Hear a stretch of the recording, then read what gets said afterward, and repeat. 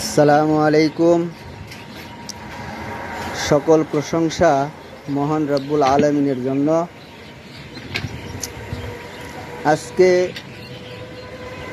এখানে যে দৃশ্যটি আপনারা দেখতে পাচ্ছেন, এই দৃশ্যটি হলো জজকোর্টের একটু আগে হাতের ডান পাশে। এখানে আমাদের ব্রহ্মপুত্র নদীর একটি শাখা।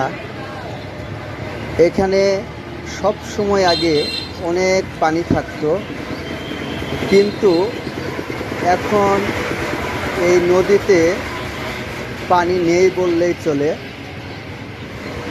যাতায়াতের ব্যবস্থা বলতে শুধু নৌকা ছিল, এখন এই সুন্দর একটি ব্রিজ হয়েছে। ব্রিজটি দেখতে পাচ্ছেন, খুব